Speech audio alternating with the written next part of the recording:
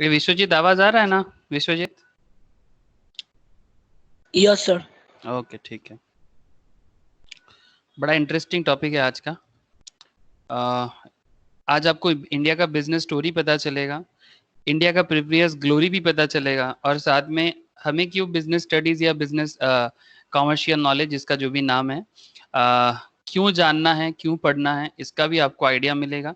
बड़ा इंटरेस्टिंग है। चलिए स्टार्ट करते हैं, एकदम डायरेक्ट स्टोरी से ही स्टार्ट करेंगे।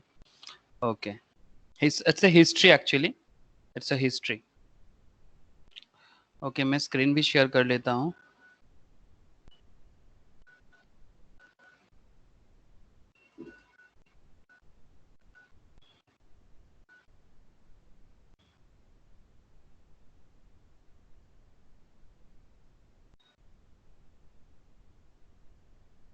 ओके, स्क्रीन दिख रहा है ना?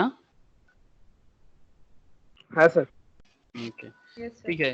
ये इकोनॉमी ऑफ इंडिया का ओवरव्यू है, ये अभी जरूरी नहीं है एक्चुअली, ये मेरा कंप्लीट एक नोट्स है, इकोनॉमी एंड बिजनेस के ऊपर एक कंप्लीट नोट्स है। वहां से मैं आज सिर्फ आपको बिजनेस का जो हिस्ट्री है वो शेयर करने वाला हूँ, क्योंकि हमारा आज का जो टॉपिक है that is evolving of business environment and business scenario. Okay, या फिर इवॉल्विंग ऑफ बिजनेस स्टडीज। ये क्यों है, किस लिए है?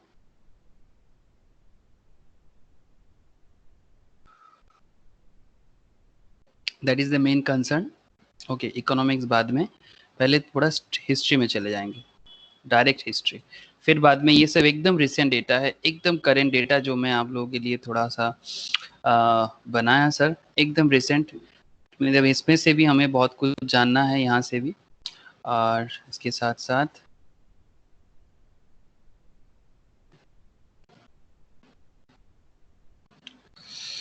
क्या हुआ, साइड वाला पार्ट मिसिंग क्यों दिख रहा है? ओके ठीक है।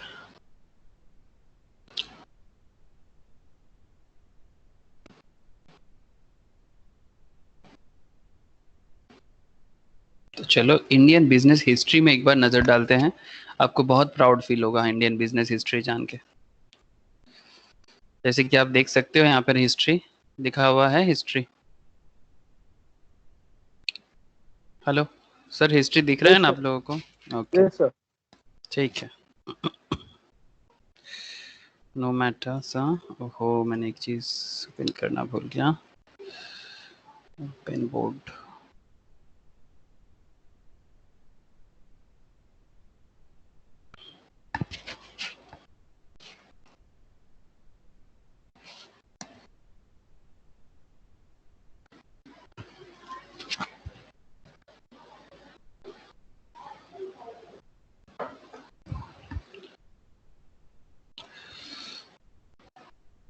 ओके,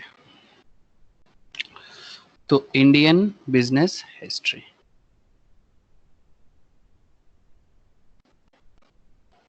बहुत ध्यान से सुनिएगा, इंडिया का बिजनेस हिस्ट्री, क्योंकि आप लोगों को हिस्ट्री पसंद सब्जेक्ट, ये हिस्ट्री सब्जेक्ट पसंद है? I just want to ask, history as a subject आपको पसंद है? Yes sir. यस, कौन बोला? Snigdha? Yes sir. Okay thank you, पसंद है। और किसी को हिस्ट्री पसंद लगता है? मतलब do you really like history? Snehashish? No? Okay class shipping period ছিল। ओके, स्नेहाशीष को हिस्ट्री अच्छा नहीं लगता। विश्वजीत, हिस्ट्री अच्छा लगता है?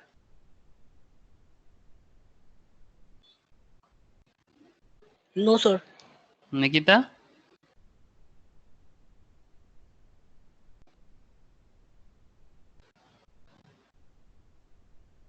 काजल को हिस्ट्री कैसा लगता है? सर ठीक ठाक थोड़ा बहुत। Okay okay okay types, okay okay types. ठीक है, तो चलो देखो, जिनको हिस्ट्री अच्छा नहीं लगता है, चलो मैं गारंटी देता हूँ, आफ्टर द क्लास मेट करना है, ठीक है? आफ्टर द क्लास मेट करना है, और मैं आपको प्रूव करूंगा कि आपको हिस्ट्री अच्छा लगने लगेगा। ये मेरा प्रॉमिस है आज का क्लास का, कि जिसको भी हिस्ट्री अच्छा नहीं लगता उसको हिस्ट्री अच्छा लगेगा, और जिसको अच्छा लगता है उसको और अच्छा लगेगा। चलो, I will try my best sir, guarantee किया सर, चैलेंज। ओके, अगर कोई जबरदस्ती मन में ठान लिया कि नहीं नहीं कुछ भी हो जाए मैं तो अपने यहाँ से हटूंगा नहीं, that's a different issue, but seriously history बहुत इम्पोर्टेंट है। रिकॉर्डिंग स्टार्ट किया मैंने। हाँ, okay. अच्छा देखो, इंडिया का बिजनेस हिस्ट्री में, ये बिजनेस हिस्ट्री बोल सकते हो, इकोनॉमिकल हिस्ट्री बोल सकते हो, is a similar thing. For a continuous duration of nearly 1700 years from the year of 1 AD. Do you all know about 1 AD? 1 AD means it's kind of मतलब Jesus Christ के letter, मतलब जब से Jesus Christ, मतलब अभी क्या चल रहा है, 2000 चल रहा है ना, 2020, ओके। मतलब आफ्टर द जीसस क्राइस्ट, मतलब जब से जीसस क्राइस्ट का बर्थ हुआ है जेरूजालेम में, ठीक है, it's now a part of middle East and Europe का एक जंक्चर पॉइंट में है। तो उसके बाद से, जब से जीसस क्राइस्ट का जन्म है, उसके बाद का जो एरिया है उसको एडी कहते हैं, और उसके पहले का बीसी कहते हैं, बिफोर क्राइस्ट। तो ये बिफोर क्राइस्ट के जन्म के बाद, ठीक है, अप टू 1700 तक, just look at the duration, please बात को ध्यान दीजिएगा। फ्रॉम 1 AD टू 2020, नहीं sorry 1700, okay, current time is 2020, from 180 to 1700,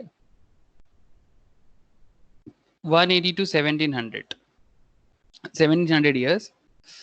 और करंट क्या चल रहा है, करेंटली चल रहा है 2020। अगर हम जस्ट आपको एक इक्वेशन दिखाए कि 2020 से अगर 1700 आप लेस करो, 2020 से 1700 लेस करो, कितना होता है, कितना डिफरेंस होता है, anybody please. Yeah, 320. 320 years, 320 years, मतलब एक तरफ है 320 years और दूसरा तरफ है आपका, मतलब नियर अबाउट 1700 years, 1700 years, ठीक है। मतलब आपको आज पता चलेगा कि लास्ट 1700 इयर्स में इंडिया का सिचुएशन, ये ग्लोबल डेटा है, मैं ऐसा नहीं कि मन मर्जी कहीं से भी उठा लिया, ठीक है, एकदम प्रॉपर सोर्स से उठाया मैं, ठीक है, पूरा ग्लोबल इकोनॉमी से उठाया, वर्ल्ड बैंक का सोर्स है, विकिपीडिया का सोर्स है, इंसाइक्लोपीडिया का सोर्स है, ठीक है। तो आपको जो भी डेटा मिलेगा, इवन आपके स्कूल की किताब में भी आपको थोड़ा बहुत मिलेगा, इतना डिटेल्स में नहीं मिलेगा, थोड़ा बहुत मिलेगा। तो 1700 इयर्स इंडिया टॉप किया है सर, टॉप, इंडिया टॉप किया है। लेकिन लास्ट 320 इयर्स में India day to day deteriorate हुआ है। उसके पीछे रीजन भी आपको पता चलेगा, डिटोरिएट क्यों हुआ है, किस लिए इंडिया का बिजनेस सिचुएशन डिटोरिएट हुआ है, उसको भी आपको पता चलेगा। But please, as an Indian, 15 अगस्त आ रहा है ना, 15 अगस्त आ रहा है, it's our independence month, this is August. तो मुझे लगता है अगस्त इंडिया का इंडिपेंडेंट मंथ है, और इस अगस्त में, इस बार का 15 अगस्त आप कुछ और ही लेवल पे प्लीज सेलिब्रेट करना, चाहे आप दुनिया में कहीं भी हो, ठीक है, प्लीज सेलिब्रेट करना, और बहुत प्राउडली सेलिब्रेट करना एज एन इंडियन। लेकिन देखो, क्योंकि सेलिब्रेट करने लायक है सर सिचुएशन, मतलब आज का इंडिया और जस्ट 300 इयर्स बैक का इंडिया में आपको बहुत बड़ा फर्क दिखेगा, और आपको अपने देश पे इतना बड़ा प्राउड फील होगा कि आप सोच भी नहीं सकते। सर बताओ ना प्लीज, हाँ, फालतू में तब से प्राउड फील करे जा रहे हो, प्लीज क्या प्राउड का बात है बता दो। ओके सर, प्लीज वेट करो, बता देता हूँ। India was the topmost economy, continuing 35 to 40% of the world GDP. The combination of protectionist, import substitutions, Fabian socialism, and social democratic inspired policies governed India for some time after the end of British rule. The economy was then characterized by extensive regulations, protectionism, public ownership of large monopolies, pervasive corruption, and slow growth. Since 1991, continuing economic liberalizations has moved the country towards a market-based economy. By 2008, India had established itself as one of the world's faster growing economies. Again, India एक faster growing economy में तो पहुंचा है, but situation is not very prouding situations, but फिर भी India एक growing situation में फिर से आया है। लेकिन आप यहाँ पर एक ये वाला पॉइंट पे प्लीज ध्यान दीजिएगा, हिस्ट्री क्या बता रहा है कि पूरा वर्ल्ड का जीडीपी का 40% इंडिया बिलोंग करता था, वर्ल्ड इकोनॉमी का। Can you imagine sir, world economy का टोटल जो जीडीपी था, ग्रॉस डोमेस्टिक प्रोडक्ट। अगर किसी को जीडीपी का आइडिया नहीं है, मैं उनको एक बार रिविजन कराता हूँ। जीडीपी क्या है? इट्स इकोनॉमिकल टर्म, ठीक है। Gross domestic product, it's economical term. Gross domestic product का मतलब क्या होता है? क्या कोई मुझे बता सकता है? किसी को आइडिया है? It's a general knowledge also. What is gross domestic product? Any idea do you have? किसी को भी कोई आइडिया है जीडीपी क्या है? अगर है तो प्लीज शेयर करो मेरे साथ।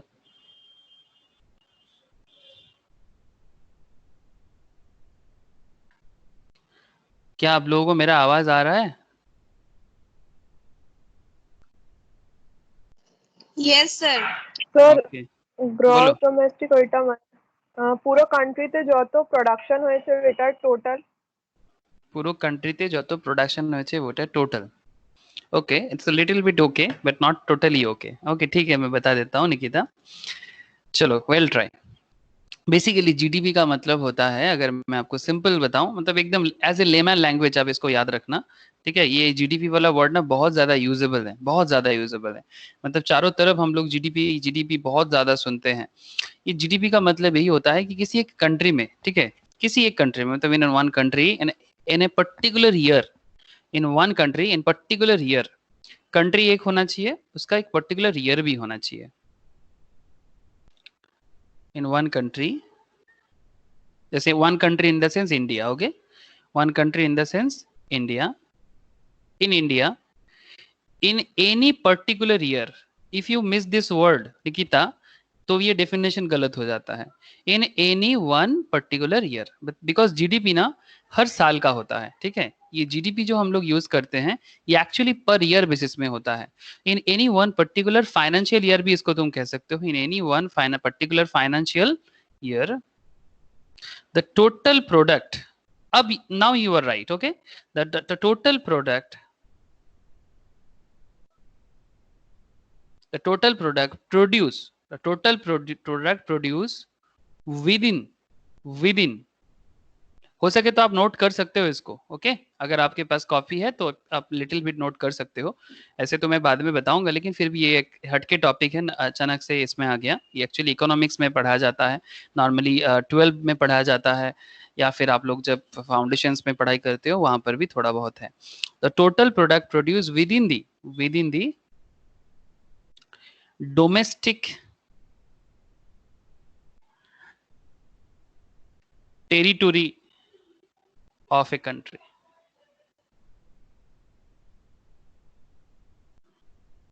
लिखा आप लोगों ने? Hello, Yes, sir. Yes sir लिख लिए। ओके। तो क्या हुआ? In one country India, in any one particular financial year, मतलब in India in any one particular financial year, the total product produced within the domestic territory of a country, okay, and its monetary value, मतलब जो भी product उस particular country में, मैं एकदम definition wise आपको नहीं बताया, मैं बस अंडरस्टैंडिंग वाइज बताया, ठीक है। नॉट एज पर डेफिनेशन, अभी जरूरत नहीं है, मैं एज पर डेफिनेशन तो नहीं बताया आपको, बस एज पर जस्ट एक मैं एक्सप्लेनेशन के थ्रू से बताया कि in one country like India, in any one particular financial year, the total product produce with in the domestic territory of a country and it's monetary value, ठीक है, उसको क्या कहेंगे? This is called GDP. This is called GDP, cross domestic product. तो कोई भी country में जो भी प्रोडक्ट प्रोड्यूस होता है, उसका मॉनेटरी वैल्यू में अगर हम किसी पर्टिकुलर ईयर का मतलब काउंटिंग करें, तो जिसमें जो आगे रहता है, तो अगर आप यहाँ पर जो स्टोरी हम लोग अभी देख रहे थे, अगर आप इंडिया का स्टोरी यहाँ पर देख रहे थे, तो इंडिया का स्टोरी क्या बता रहा था कि पूरा वर्ल्ड जीडीपी, पूरा वर्ल्ड का जो जीडीपी है, वर्ल्ड जीडीपी का 40% के आसपास अप टू 1700 तक, फ्रॉम 180 टू 1700 इंडिया बिलोंग करता था। And it's not a joke, इतना दिन, इतना मतलब for such a longer period पूरा वर्ल्ड में लीड करना, इट्स नॉट अ जोक, ठीक है। The combination of protectionist, import substitutions, Fabian socialism मतलब ये सब क्या है? इंपोर्ट सब्स्टिट्यूशन मतलब क्या? मतलब इंपोर्ट जो बाहर से इंडिया करता था, ठीक है, या फिर प्रोटेक्शनिस्ट मतलब जो इंडिया के अंदर जो भी इंडस्ट्री था उसको कैसे प्रोटेक्ट किया जाता था, मतलब थ्रू दी गवर्नमेंट सिस्टम, मतलब ऑन दैट टाइम का इंडियन गवर्नमेंट सिस्टम। आप इसके ऊपर स्टडी कर सकते हो, it's a very interesting topic. मतलब इसमें अगर आप फ्यूचर में जाके रिसर्च वगैरह करना चाहते हो तो सीरियसली कर सकते हो, बिकॉज इसमें सच में बहुत कुछ जानने के लिए है। फेवियन सोशलिज्म मतलब इंडिया में एक सोशलिज्म भी फॉलो होता था, अलग अलग किंग के टाइम पे अलग अलग एरिया में होता था। एंड डेमोक्रेटिक इंस्पायर, डेमोक्रेटिक कुछ एरिया ऐसा भी था जहां डेमोक्रेसी था। डेमोक्रेसी इन द सेंस आप समझते हो what is the difference between socialism and democratic system. आपको मैं बता दूं, इकोनॉमिक्स में मेरा कुछ ऑलरेडी वीडियोस है, ये आप लोगों का बेसिक माइक्रो इकोनॉमिक्स का ही पार्ट है, ठीक है। There are basically 3 types of economy. हाँ, पता है आप लोगों को 3 टाइप्स ऑफ इकोनॉमी है। जिनका भी ये क्लास नहीं हुआ है मैं आपसे वो उसका क्लास शेयर करूंगा, ठीक है, आप लोग प्लीज एक बार कर लेना। बेसिकली वर्ल्ड में full in this whole world 3 types of economy are there. कोई मुझे बता सकते हो कि क्या क्या टाइप है इसका? सर social सोशलिस्टिक, कैपिटलिस्टिक और mixed economy. Very good. Socialistic, capitalistic, ये क्लास मैंने कराया आप लोगों को। कैपिटलिस्टिक जिनका नहीं हुआ मैं उनसे शेयर करूंगा, don't worry. Socialistic, capitalistic and mixed economy, ठीक है। इसमें ये जो सोशल एंड कैपिटल का मिक्स्ड है, ये बेसिकली इंडिया में मिक्स्ड सिस्टम फॉलो होता है, ठीक है। एक तो इकोनॉमी चलाने का सिस्टम और एक होता है आपका कंट्री का पॉलिटिकल सिस्टम चलाने का सिस्टम। तो कंट्री का पॉलिटिकल सिनेरियो भी सोशलिज्म, कैपिटलिज्म एंड मिक्स दोनों पैटर्न में फॉलो होता है। लेकिन पॉलिटिकल व्यू में और एक व्यू भी आ जाता है, दैट इज कॉल्ड डेमोक्रेसी। मतलब जिसमें बेसिकली वर्ल्ड का सबसे बड़ा डेमोक्रेटिक नेशंस क्या है, कोई बता सकते हो? वर्ल्ड का सबसे बड़ा डेमोक्रेटिक नेशंस, वर्ल्ड सबसे मतलब जहां पर जो पीपल ऑफ द नेशंस है वो चुनता है कि कौन उनका मिनिस्टर बनेगा। The people of the nation should decide who is the prime minister of that country. मतलब कोई ऐसा नहीं कि एक बार पावर में आ गया तो कभी नहीं जाता, लाइक जैसे अरबियन नेशंस में होता है, सर चाइना यूएसए। में। हाँ नहीं, वर्ल्ड का सबसे बड़ा डेमोक्रेसी आपका इंडिया है। US is the second largest democracy. US second largest democracy है, इंडिया सबसे बड़ा डेमोक्रेसी है। पॉपुलेशन तो देखो इंडिया का 130 करोड़ का डेमोक्रेसी है ये, और यूएसए 30 करोड़ का डेमोक्रेसी है। यहाँ पर 30 करोड़ पॉपुलेशन चूज करता है कि किसको, जैसे अभी डोनाल्ड ट्रम्प को चूज करके रखा है वो लोग, हमारे इंडिया में हम लोग मोदी को चूज करके रखे हैं, लेकिन कल चाहे तो हटा भी सकते हैं। ये सिस्टम आपको अरबियन नेशंस में नहीं दिखेगा, ये सिस्टम आपको चाइना में नहीं दिखेगा, ये सिस्टम आपको रशिया में नहीं दिखेगा, इवन ये सिस्टम आपको, हाँ, यूरोपियन नेशंस में ना डेमोक्रेसी सिस्टम फॉलो होता है, ठीक है। लेकिन यूरोप में कुछ अलग अलग सिनेरियो भी है। चलो सर, पॉलिटिकल तो अभी पढ़ना नहीं है, लेकिन फिर भी politics and business is very connected. अगर आपको मजा आ रहा है तो आप मजा ले सकते हो। प्लीज मुझे बताना, इस नयासी हिस्ट्री अच्छा नहीं लगता क्या? यहाँ पर मैं जो भी आपके साथ डिस्कस कर रहा हूँ अच्छा लग रहा है कि नहीं लग रहा है? ভালো লাগছে স্যার। হ্যাঁ, ভালো লাগবে, লাগতে বাধ্য। ओके चलो, तो अभी पॉइंट क्या है कि इंडिया में इकोनॉमी में जो सबसे बड़ा प्रॉब्लम आया था वो 47 के बाद आया था, ठीक है। मतलब 1947 से लेके अप टू 1991 ये इंडिया इकोनॉमी में बहुत खराब दिन था, बिकॉज इंडिया उससे पहले ब्रिटिश के अंदर था। उसके बाद धीरे धीरे ब्रिटिश गया, फिर इंडिया का हालत बहुत, सब कुछ लेके चला गया था सब कोई।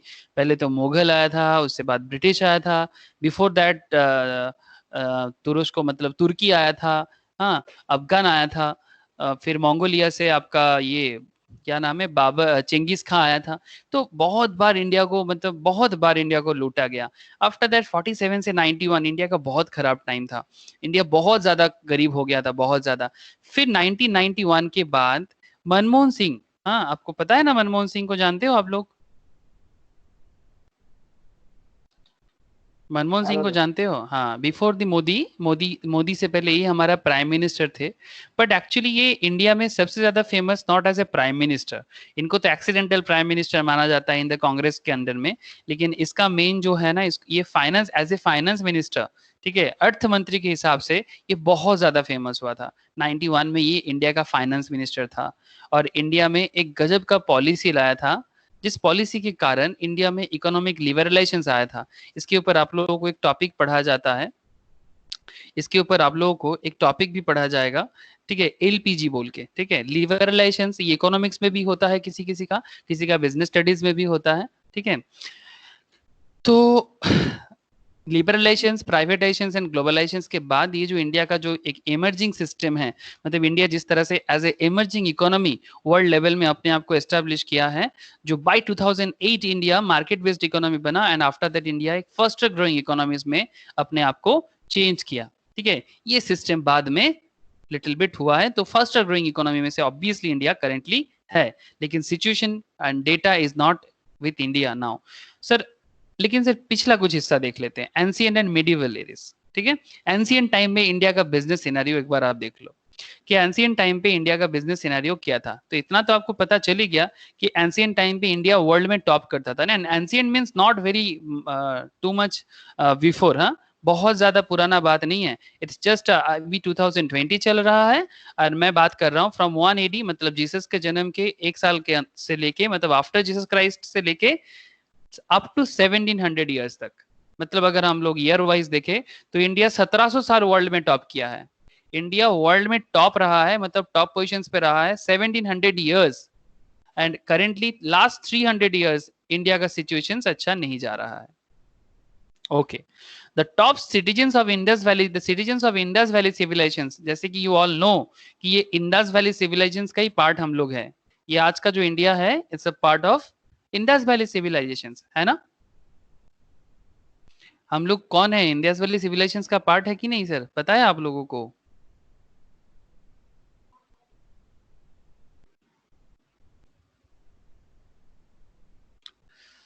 हेलो सर बताओ, we are part of Indus valley civilizations, yes और नो?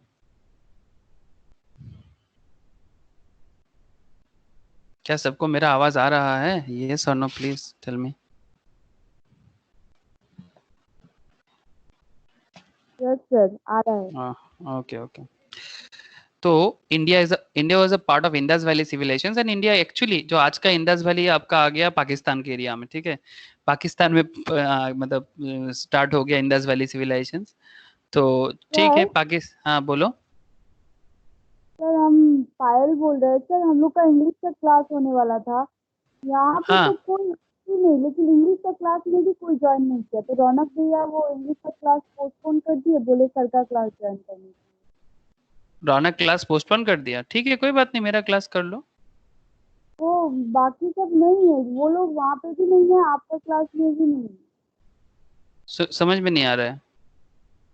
ठीक है सर, क्लास कंटिन्यू। ठीक है, रौनक भैया क्लास का पोस्टपोन किया है ना, हाँ तो हाँ। ठीक है ना, तो कर लो ना ये क्लास। मैं तो तुम लोगों को लिंक शेयर करके ही रखा था। मैं ये भी बोला था कि अगर किसी का इंग्लिश का क्लास जैसे ये है, मुझे पता नहीं था कि रौनक ने अचानक डेट चेंज, टाइम चेंज किया, इसलिए मैंने बोल दिया कि ठीक है अगर इंग्लिश का क्लास है तो इंग्लिश का क्लास कर लेना, बाद में ये रिकॉर्ड कर लेना। लेकिन अगर बोल रौनक रहा ने किसी, लगा कि तभी आपका क्लास ज्वाइन किया, तो अभी हम आके देखा तो कोई भी मतलब नहीं हम लोग नहीं कोई नहीं, मेरे यहाँ पर कोई नहीं था, जो भी है वो तो ये करने वाला था, हाँ, तो मतलब मैं रौनक उनको। भैया वो लोग आपका क्लास कर रहे हैं इसलिए पोस्टपोन कर दिया। अच्छा ठीक है, कोई मिसअंडरस्टैंड हो गया होगा, ठीक है मैं रौनक से बात कर लूंगा, ठीक है अभी कर लो, मैं रौनक से बात कर लूंगा। मिसकम्युनिकेशन हो गया होगा, एक्चुअली मैं घर पे हूँ तो रौनक ने सोचा फोन नहीं किया होगा, नहीं तो रौनक डिसीजन लेने से पहले मुझे बात करता है मेरे साथ। ठीक है कोई बात नहीं।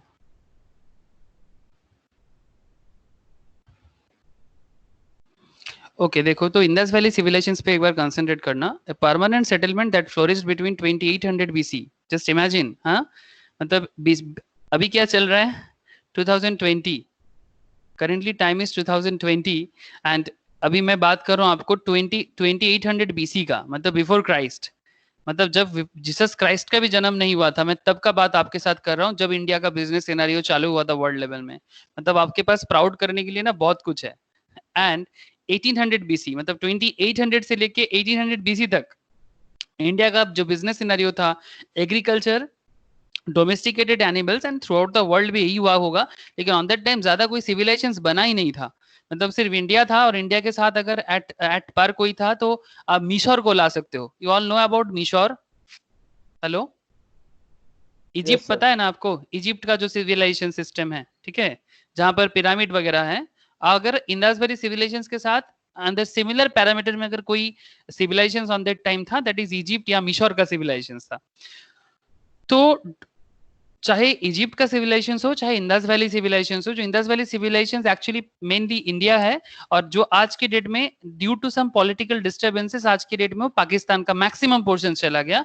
बाकी है सर गुजरात, राजस्थान एंड जो आपका महाराष्ट्र का कुछ एरिया है जो इंडस वैली का पार्ट है, लेकिन मैक्सिमम पोर्शन थोड़ा पंजाब रीजन वो भी इंडस वैली है, और कुछ पोर्शन पाकिस्तान की तरफ चला गया। मैं आपको दिखाऊंगा मैप में कि क्या एक्चुअल में हुआ। used uniform weights and measures, made tools and weapons। क्या क्या करता था देखो, एग्रीकल्चर करता था, domesticated animals, used uniform weights, measures, मतलब उस टाइम पे यूनिफॉर्म वेट सिस्टम, मतलब यूनिट, केजी, ये सब मेजरमेंट पॉइंट सब कुछ हो गया था। Made tools and weapons that with and traded with other cities, अलग अलग सिटीज में सेल करता था। Evidence of well planned streets, drainage system, ऐसा प्लान्ड स्ट्रीट्स और ड्रेनेज सिस्टम तो उस टाइम पे दुनिया में कहीं नहीं था, कहीं नहीं था। And water supply reveals their knowledge of urban planning है। आज के डेट में जो अर्बन प्लानिंग हो रहा है ऑन दैट टाइम वो बहुत, ये वर्ल्ड का सबसे पुराना है, which included the first known urban sanitation system and the existence of form of municipal government। ऐसा इससे पहले दुनिया नहीं देखा था। कैन यू इमेजिन, एक वर्ल्ड का बिजनेस सिनेरियो डेवलप होने पे तभी जाके एक वर्ल्ड ऐसा सोच सकता है। आज इंडिया दूसरा कंट्री को कॉपी करता है, कभी अपना ही चीज तो कॉपी करे, फिर से दूसरे को कॉपी करने का जरूरत ही नहीं है। अगर हम लोग अपना ही चीज कॉपी कर देना तो फिर से हम लोग दुनिया में राज कर सकते हैं, दुनिया में अपने आप को बना सकते हैं। लेकिन पता नहीं सर इंडिया कब करेगा, लेकिन इंडिया को पता होना चाहिए कि मतलब फ्रॉम 2800 बीसी से लेके अप टू 1700 ईयर्स तक इंडिया वर्ल्ड में अपना झंडा गाड़ा है।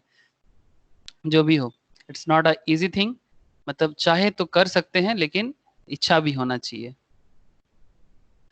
ओके, अनदर सिनेरियो, तो इंडस वैली का एक स्टोरी आपको पता चला, ये भी एक बहुत फेमस हिस्ट्री था, क्योंकि आज का क्लास बिजनेस हिस्ट्री में ही बिलोंग है। तो वेस्ट कोस्ट में देखो, west coast maritime trade was carried out extensively between south India and south east and west Asia. मतलब कहाँ कहाँ ट्रेड होता था, ठीक है, मेनली होता था साउथ इंडिया में, south east and west Asia में from early times until around the 14th century AD। Both the Malabar and Coromandel coast, it's a South India का part है sir, Malabar and Coromandel coast, where the sites of important trading centers from as early as 1st century BC, used for import and export as well as transit point between the Mediterranean region and Southeast Asia। Over time, traders organized themselves into association which received state patronage। Historians Tapan Rai Chaudhary and Irfan Habib, बहुत ही famous historians है, claims the state patronage for overseas trade came to an end by the 13th century। मतलब ये जो था India का, ये 13th century में आसपास आके थोड़ा सा मतलब एक कंप्लीट हुआ। And when it was largely taken over by the local Parsi, Parsi मतलब सर ईरानियन, जो आज के डेट में ईरान का है वो एक्चुअली पारसी है। जैसे एक फेमस पारसी का नाम मैं आपके साथ शेयर करता हूँ, टाटा सर, टाटा, ठीक है, टाटा एक बहुत ही फेमस पारसी कम्युनिटी है, ठीक है, जो उसी कम्युनिटी से बिलोंग करते हैं, जिसके आज के डेट में जो रतन टाटा या जमशेदजी टाटा जो टाटा कंपनी का फाउंडर है, you all know about Tata, ठीक है। और कौन है, ज्यूइश, ठीक है, ये भी एक्चुअली ये ज्यूइश कल्चर भी आपको ये मिडिल ईस्ट का ये उसी टाइम पे, ऑन दैट टाइम इस्लाम वगैरह नहीं था, ठीक है। Syrian Christians and Muslim communities initially on the Malabar and subsequently on the Coromandel coast। मतलब ये लोग बिजनेस सिनेरियो को ले लिया था। Parsi, Jewish, Syrian, Christian and Muslim communities जो था वो धीरे धीरे after the 13th century, that is 1300 के बाद, ठीक है, 1300 AD, मतलब आप समझ रहे हैं ना, मतलब फ्रॉम दी 1300, ठीक है, अभी 2020 चल रहा है, मतलब फ्रॉम दी लास्ट 700 ईयर्स ये शिफ्ट हुआ है। लेकिन वर्ल्ड का अगर पुराना देखें आप, लास्ट 2000 ईयर्स का history still India go ahead है, ठीक है। लास्ट 2000 ईयर्स का हिस्ट्री अगर देखें तो मतलब बिफोर 2000 ईयर का हिस्ट्री अगर आप देखें तो इंडिया टॉप है, even not before 2000 up to 1700 तक इंडिया टॉप में। लेकिन फिर भी धीरे धीरे धीरे ये जो शिफ्टिंग हुआ बिजनेस हिस्ट्री में, मतलब वर्ल्ड लेवल में कौन बिजनेस में आगे जा रहा था, इसका पूरा का पूरा खेल 1300 के बाद चालू हुआ, जिसमें पारसी, ज्यूइश, सीरियन, क्रिश्चियन, मुस्लिम कम्युनिटीज धीरे धीरे धीरे धीरे अपने आप को फैलाया, ठीक है। This is called west coast का सिस्टम। मतलब इंडस वैली के बाद इंडिया का जो सादर्न पार्ट है, वेस्ट कोस्ट मतलब साउथ इंडिया एंड महाराष्ट्र का जो गोवा, महाराष्ट्र, पौंडीचेरी, ये जो एरिया है, तमिलनाडु, चेन्नई, केरला, ये जो एरिया है, मैं आपको दिखाता हूँ, मैप है मेरे पास, लेकिन पहले आप लोग मुझे बताना, ये जो बिजनेस हिस्ट्री मैं आपके साथ शेयर कर रहा हूँ आप लोगों को समझ में आ रहा है? It's a very interesting topic. चाहे तो इसको बहुत बोरिंगली याद किया जा सकता है, लेकिन आपको पता होना चाहिए। देखो यहाँ पर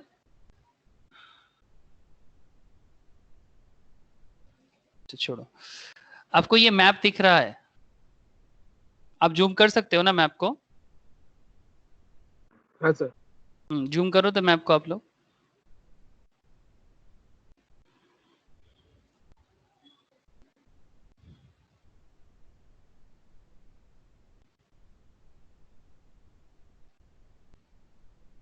देखो ये जो मैं आपको अभी बता रहा था, ये एरिया मैं आपको बताता हूँ कि पहले जो हमारा इंडस वैली सिविलाइजेशन था ना, थोड़ा फट गया होगा, बाद में मैं आपको दिखा दूंगा original. Indus Valley civilisation India का ये वाला पार्ट था, दिस पार्ट, ठीक है।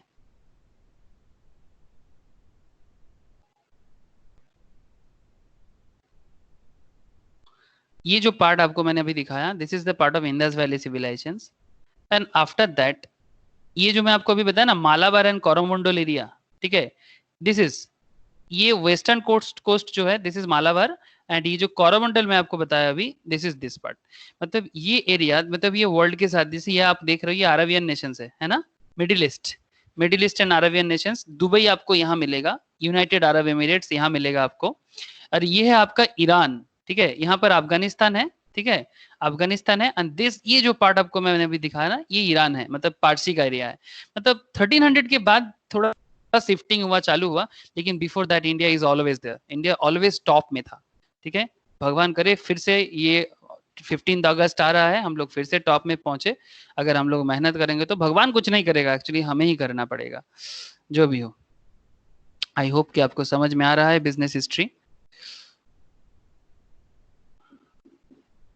तो ये था थोड़ा बहुत मैपिंग वाइज, ठीक है। उस टाइम पे अमेरिका अमेरिका कुछ था नहीं सर प्रॉपर वे में, जंगल हुआ करता था, सब कुछ ट्राइब्स था सब।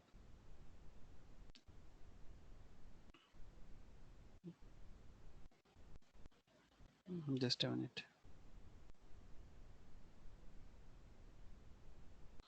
Okay, next. तो ये हुआ आपका। अभी मैं आपके साथ बात करूंगा सिल्क रूट का। मतलब आपको मैंने इंडस वैली सिविलाइजेशंस बताया, आफ्टर दैट मैंने आपको वेस्ट कोस्ट में बिजनेस कैसे शिफ्ट हुआ, फ्रॉम इंडस वैली से लेके वेस्ट कोस्ट तक कैसे बिजनेस शिफ्ट हुआ। फिर आफ्टर दैट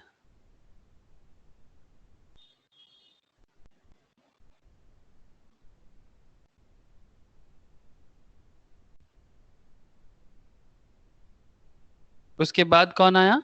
उसके बाद आया सिल्क रूट। ये सिल्क रूट के टाइम पे ना इंडिया का बिजनेस सिनेरियो और डेवलप हुआ। आपको पता होना चाहिए, आपको पता होना चाहिए सिल्क रूट का कहानी, ठीक है। क्योंकि इस टाइम पे इंडिया वर्ल्ड में मतलब अपना, मतलब पूरा एक, क्या बताऊं सर, मतलब बहुत ज्यादा। Other scholars suggest trading from India to the West Asia and Eastern Europe was active between 14th to 18th centuries. During this period, Indian traders settled in Surakhani, सबब ऑफ ग्रेटर बाकू, अजरबैजान। ये Azerbaijan sir ये वाला area में है। ये middle East and Europe का, आप लोगों को पता है सर? ये सब वर्ड आप लोग सुने हो, ये सब कंट्री का नाम प्लीज बताओ मुझे। No sir. नहीं सुनने? स्निग्धा, अजरबैजान का नाम सुने हैं स्निग्धा? नहीं सर। सर कभी मैप में सर्च करना, तुर्की है ना, तुर्की, तुर्की का नाम सुने हैं क्या? है सर। चलो Yes, सर एक sir. बार आपको, मैं आपको आज के डेट का सिचुएशन बताता हूँ। सिनेरियो काफी बदला है, लेकिन बदलते टाइम के साथ मैप में बहुत ज्यादा बदलाव नहीं है। हाँ, एरिया वाइज कंट्री का ऑक्यूपेशन, मतलब किसके पास कितना गया नहीं गया, उसमें थोड़ा चेंजेस जरूर आया, लेकिन एक चीज में बदलाव नहीं आया, मैप तो नहीं चेंज हुआ। मैप तो कुछ वैसा ही है जैसा हुआ करता था।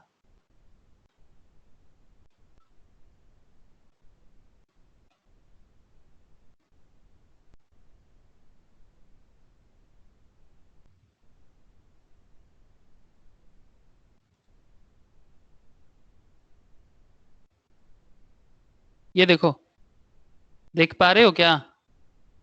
दिस इज आवर इंडिया, ये मैं आपको बताया ईरान, ये है यूएई, यूनाइटेड अरब एमिरेट्स, यही है Dubai, this is Saudi Arabia at a whole, ये है आपका अजरबैजान, देख पा रहे हो,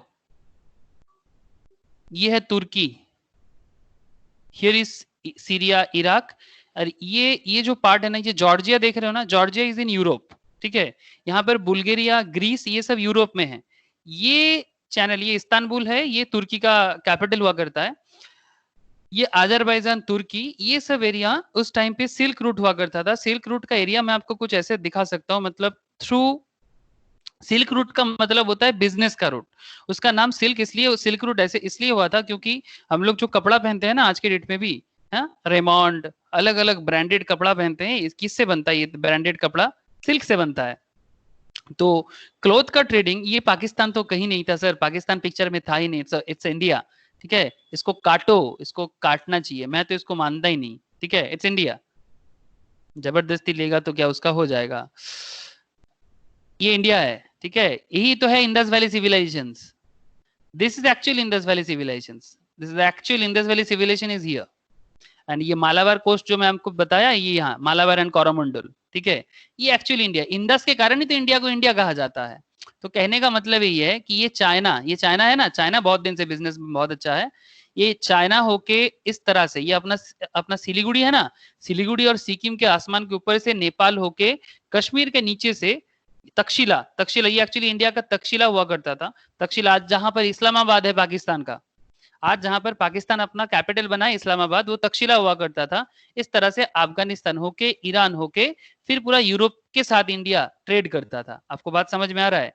और उसके बाद जब वाटर वाला वेज निकल गया, ठीक है, तो वाटर वेज से दुबई वगैरह से वगैरह के साथ, तब दुबई वगैरह में तेल का ना डिस्कवरी नहीं हुआ था, मैं जब का बात कर रहा हूँ, तो ये सब एरिया पूरा एकदम डेजर्टेड, फुल्ली डेजर्टेड एरिया था, कुछ लोग ऐसे रहता नहीं था, ठीक है, तो फिर पानी वाला रूट आ गया, ठीक है, तो ये है अजरबैजान। अजरबैजान उस टाइम पे बहुत ही फेमस एक मतलब बिजनेस का ये हुआ करता था, बहुत फेमस राजाओं का जगह था सर, यूरोप एंड एशिया के बीच में, इट्स मिडिल ईस्ट, इसीलिए मिडिल ईस्ट कहते हैं सर। हिस्ट्री जियोग्राफी क्या चल रहा है सर? बिजनेस चल रहा है, बिजनेस। आपको जब तक आपको किसी चीज का स्टोरी नहीं पता रहेगा ना, तो आप कैसे पता करोगे कि एक्चुअल में हो क्या रहा है? ओके, ठीक है सर। तो बिजनेस का हिस्ट्री में, तो यहाँ पर आप देख सकते हैं कुछ फेमस कहानी भी मैं आपके साथ शेयर करता हूँ। देखो, सबब of greater Baku Azerbaijan, this traders build a Hindu temple. अगर आप अजरबैजान जाएंगे ना, जैसे मैंने आपको बताया इस पर्टिकुलर पॉइंट में अजरबैजान है ना, यहाँ पर आपको हिंदू टेम्पल्स भी दिखेगा, आज भी है, दैट्स व्हाई ये इतना इंपॉर्टेंट है। Which suggest commerce was active and prosperous for Indians by the 17th century. यही बता देता है कि हिंदू एक जगह में टेम्पल कैसे बन सकता है, अगर वहां पर उस कम्युनिटी का बहुत दबदबा हो, है ना। अगर किसी जगह में, जैसे अगर आप आज के डेट में लंदन जाओ, कनाडा जाओ, यूएसए जाओ, इवन आज आप दुबई जाओ, दुबई में भी रिसेंट ट्रेंड में ही हिंदू टेम्पल का परमिशन हुआ है, ठीक है, अरबियन नेशंस पे, पहले नहीं हुआ करता था। तो क्यों हिंदू टेम्पल्स बना उधर? इसलिए बना क्योंकि वहां पर कम्युनिटी का बहुत दबदबा बना है, और बिजनेस करने के लिए उस टाइम पे लोग जाते थे, जॉब का उतना मतलब जॉब के लिए नहीं जाता था उस टाइम पे, बिजनेस फैलाने के लिए जाता था। Further north the Saurashtra, Saurashtra समझते हो? सौराष्ट्र मतलब गुजरात, सौराष्ट्र मतलब Gujarat. Bengal, Bengal coast played an important role, this is our Bengal, ठीक है, मैं जहां रहता हूं बंगाल, बंगाल बहुत इंपॉर्टेंट रखता था सर, बिकॉज बंगाल का जो कोस्टल लाइन है ये बहुत अच्छे से पूरा मतलब वर्ल्ड को कनेक्ट कर सकता था। ये देखो बंगाल का कोस्टल लाइन, देख पा रहे हो आप? बंगाल का कोस्टल लाइन देखो, बंगाल मतलब आज का बांग्लादेश लेके रे बाबा, हाँ, तब बांग्लादेश कुछ नहीं है, इसको भी मैं नहीं मानता, जबरदस्ती धर्म के नाम पे ले लिया। धर्म के नाम पे कंट्री बांटता है क्या? हाँ, लोगों का लैंग्वेज चेंज नहीं होता है, भाषा बांग्ला बोलता है, कंट्री दूसरे का हो गया। पता नहीं सर, मुझे तो बहुत गुस्सा आता है, मतलब एकदम इलॉजिकल। देखो बंगाल का कोस्टल लाइन देखो, इतना बड़ा बंगाल का कोस्टल लाइन है, हाँ, मैप में अगर इतना बड़ा है तो रियल में कितना बड़ा होगा, ठीक है। तो ये बंगाल का कोस्टल लाइन ना पूरा वर्ल्ड के साथ बिजनेस करने में हेल्प करता था, इधर इधर साउथ ईस्ट एशिया में, इधर श्रीलंका के साथ, ठीक है, मतलब पूरा वर्ल्ड में, this is that's why this is called Bay of Bengal, okay. तो बंगाल का कोस्टल लाइन, इधर सौराष्ट्र मतलब गुजरात, ओके, गुजरात का कोस्टल लाइन ये अरेबियन सी के साथ, ये भी मतलब ये इंडिया का बिजनेस सिनेरियो में बहुत बड़ा इंपैक्ट डालता था, पूरा वर्ल्ड के साथ कनेक्ट करता था। समझ में आ रहा है सर? इंडिया का जियोग्राफिकल कंडीशन देख रहे हो आप, ऐसा इतना अच्छा जियोग्राफिकल कंडीशंस बहुत ही कम कंट्री को मिलता है, बहुत ही कम कंट्री को मिलता है। हेलो, प्लीज बताना, क्या सच में ऐसा सबको है? अब दूसरा कंट्री को देखो, इतना बड़ा सी लाइन किसके पास है? हाँ, बहुत ही कम कंट्रीज के पास है। चाइना के पास है लेकिन एक ही साइड में है, इंडिया को तो तीनों साइड में है, साउथ में है, इधर है, ईस्ट में है, वेस्ट में है, नॉर्थ में पहाड़ी है, और बीच में पूरा प्लेन लैंड। इंडिया का क्या जियोग्राफी है, सीरियसली ऐसा जियोग्राफी आपको बहुत कम कंट्री में मिलेगा। मतलब मैक्सिमम कंट्री में ना मोनोटोनस जियोग्राफी है, मतलब पहाड़ी है तो पहाड़ी है, डेजर्ट है तो डेजर्ट ही है। मतलब इंडिया में तो हर 150 किलोमीटर छोड़ छोड़ के आपको जियोग्राफी चेंज हो जाता है। मतलब इतना मल्टीपल टाइप्स ऑफ मतलब डायनामिज्म आपको बहुत ही कम कंट्री में मिलेगा देखने को। सर क्या तब से इंडिया का सर करना ही चाहिए ना, अपना है। और सर बात हम खुद नहीं कर रहे, ये जो मैं आपके साथ डेटा शेयर कर रहा हूँ ये तो वर्ल्ड हिस्ट्री बता रहा है, ठीक है, वर्ल्ड बिजनेस हिस्ट्री बता रहा है सर, मैं अकेला नहीं बता रहा हूँ। ओके, तो यहाँ पर सिल्क रूट का कहानी देखो। Further north Saurashtra Bengal coast played an important role in maritime trade and the Gangetic plains and the Indus Valley housed several centres of river borne commerce. River borne commerce मतलब river को use किया जाता था, जैसे यहाँ पर जैसे दिखा रहा है, आप देख पा रहे हो, है ना, river borne commerce. Most overland trade was carried on via the Khyber Pass. Do you all know about Khyber Pass? Actually Punjab region हुआ करता था, कश्मीर बोल के कोई जगह नहीं था, कश्मीर था, कश्मीर का नाम एक्चुअली पंजाब हुआ करता था। और ये पंजाब में कश्मीर रीजन में, जो आज के डेट में कश्मीर है, वहां पर एक एरिया है खाइबर पख्तूनख्वा, नाम सुने हो क्या? हेलो, क्या आप लोग कभी नाम सुने हो हाँ, खाइबर सर। पख्तूनख्वा? हाँ, यस और नो? ना सर। No sir. किसी ने भी सुने हो क्या? किसी ने नहीं सुना? No, sir. सर क्या क्या पढ़ा रहे हो, ऐसा नाम ही कभी नहीं सुने? जस्ट अ मिनट, मैं आपको खाइबर पख्तूनख्वा दिखाता हूँ। इसको खाइबर पास भी कहते हैं। इट्स अ मतलब आज की डेट में ये एरिया बेसिकली, इस एरिया में अभी जंगीवादी चल रहा है सर, ठीक है, लेकिन ये एरिया एक टाइम पे पूरा वर्ल्ड को, स्पेशली हमारे कंट्री को, बहुत बिजनेस को डेवलप करने में हेल्प किया था सर। खाइबर पख्तूनख्वा, खाइबर कुछ इसी एरिया में है। ये आप इस्लामाबाद देख रहे हो ना, ये कश्मीर के ऊपर वाला एरिया होगा, मुझे एग्जैक्टली अभी याद नहीं आ रहा है, but most probably this area, Khyber Pakhtunkhwa. और थोड़ा जूम करने से में भी आ सकता है, खाइबर पास। सर सर्च कीजिए। यहाँ सर्च हो सकता है? हो सकता है, खाइबर, हाँ मिल गया। चलो पहुंचते हैं, कहाँ गया रे, शो क्यों नहीं कर रहा है? हाँ मिल गया, देखो एकदम सही जगह में था मैं लेकिन अभी उतना पॉपुलर नहीं है इसलिए। देखो sir, this is the area, it's मतलब पूरा हिल्स में है, मतलब हिमालयज में है सर, देख रहे हो, मतलब हिमालय के ना जस्ट नीचे वाला एरिया एक पास है, मतलब जो ट्रेड के लिए यूज किया जाता है, बिकॉज हिमालय से तो आप ट्रेड नहीं कर सकते। ये देखो, उस टाइम पे मतलब सिल्क रूट जो बना था वो बेसिकली हिमालय के जस्ट बिलो एरिया, मतलब जिसको हम लोग बेसिकली तराई बोलते हैं। तराई मीन्स जो मतलब हिल्स, हिल्स नहीं, माउंटेन्स के नीचे वाला एरिया होता है, ये है, this is the area Khyber Pakhtunkhwa, ठीक है। मतलब ये एरिया आज की डेट में स्वाट, मतलब ये आपका फेमस वो पाकिस्तानी वो है ना, वो आप मलाला को जानते हो? मलाला यूसुफजई, जिसको नोबेल मिला है सबसे छोटा, हाँ सर। उनका भी घर आसपास में ही कहीं है, ठीक है। स्वाट प्रदेश बोल के एक एरिया है पाकिस्तान में, जो हिंदू कुश माउंटेन के पास है, हिंदू कुश माउंटेन के जस्ट बगल में है वो एरिया, पूरा एकदम बाद में वो बुद्धिस्ट का एरिया हुआ था। आज के डेट में सारा का सारा बुद्धिस्ट टेम्पल को गिराकर तब क्या कर रहा है सर, पूरा इंडिया का हिस्ट्री खत्म कर रहा है, पूरा इंडिया का हिस्ट्री। मतलब सीरियसली हम लोग राम टेम्पल्स बनाए सर, लेकिन हमें क्या क्या नहीं बनाना चाहिए आपको पता ही नहीं है। मतलब सारा का सारा हिस्ट्री मिट्टी तले दबे जा रहा है, पता नहीं कि कभी इसका कुछ होगा कि नहीं। मतलब आप सोच भी नहीं सकते कि इंडिया का क्या है और किस तरह से इंडिया का हर एक हिस्ट्री को दबाया जा रहा है, हर एक हिस्ट्री को कुछ रखना ही नहीं चाहता है कोई। और मैं आपको वही तो बता रहा हूँ, देखो ये देखो, ये है एबोटाबाद, एबोटाबाद यहीं से लादेन को उठाया गया था, पाकिस्तान में है, ठीक है। ये सब जगह का नाम ये सब नहीं है, ये सब जगह का नाम ना एक एक हिंदू नाम है सब, तो ये सब जबरदस्ती। इस्लामाबाद क्या है, ये रावलपिंडी कौन बनाया जानते हो? ये रावलपिंडी बप्पा रावल, महाराणा प्रताप का दादाजी है। इस्लामाबाद का नाम इस्लामाबाद तो जबरदस्ती रखा गया, ये एक्चुअली हमारा तक्षशिला। ये देखो तक्षशिला, देख रहे हो सर, देख पा रहे हो तक्षशिला? वर्ल्ड का पहला यूनिवर्सिटी आज भी है, वर्ल्ड वर्ल्ड हेरिटेज साइट है ये।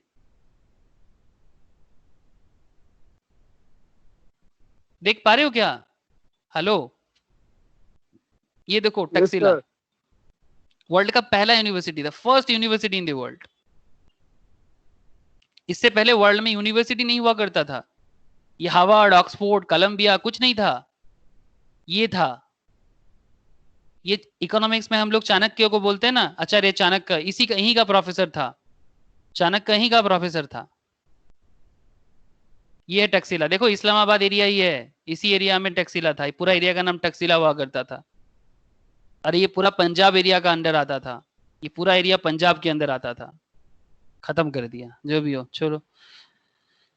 लेकिन आपको समझ में आ रहा है ना इंडिया का बिजनेस सिनेरियो? एक कंट्री तभी इतना मतलब बड़ा होता है जब उस कंट्री के पास इतना एसेट होता है। आज भी इंडिया के पास बहुत कुछ है कि हम लोग यूज नहीं कर पा रहे हैं, लेकिन ईच एंड एवरीथिंग बहुत रिच थे हम लोग, बहुत रिच थे। ओके, तो सिल्क रूट का मतलब आपको समझ में आ रहा है। ये आप सिल्क रूट में जा सकते हो। एक एरिया है, मैं आपको बता सकता हूँ, कभी भी आप लोग इंडिया में सिक्किम में जाओ ना, तो आपको सिल्क रूट जाने का मौका मिलेगा। ठीक है, सिक्किम में आप सिल्क रूट का एरिया देख सकते हो। वहां पर आज भी वो मतलब आज से मतलब 1000-2000 ईयर्स बैक जो बिजनेसमैन लोग जो अपना बनाया था ना, रास्ता बनाया था, जो रहने के लिए जो होटल वगैरह बनाया था, वो सब छोटा छोटा आपको टूटा हुआ मिलेगा, लेकिन है स्टील इज देयर। देखो Khyber Pass connecting Punjab region, जैसे कि मैंने आपको अभी कहा, Afghanistan and onward to the Middle East and Central Asia. Although many kingdoms and other rulers issued coins, barter was prevalent. Barter आप समझते हो, villages paid a portions of their agricultural produce as revenues to the rulers while their craftsmen received a part of the crops and harvest time for their service। इस तरह से business को buildup किया था। यह है history, it's a very rich history. मुझे नहीं लगता, समझ में नहीं आ रहा है कि आप इसको किस तरह से समझ रहे हो, बट मैं तो बड़ा इंटरेस्टिंग से समझता हूँ कि अगर हम लोग ऐसे थे तो फिर से बन सकते हैं। मुगल एरा फिर आ गया sir, Mughal era. Mughal era में तो इंडिया वर्ल्ड में अकबर के पास, Akbar all time richest person है वर्ल्ड का, ऑल टाइम रिचेस्ट। मतलब अगर आप वर्ल्ड रिचेस्ट पर्सन, जैसे आज के डेट में वर्ल्ड का सबसे रिचेस्ट पर्सन कौन है, प्लीज कोई मुझे बता सकते हो? In today's time who is the richest person of the world?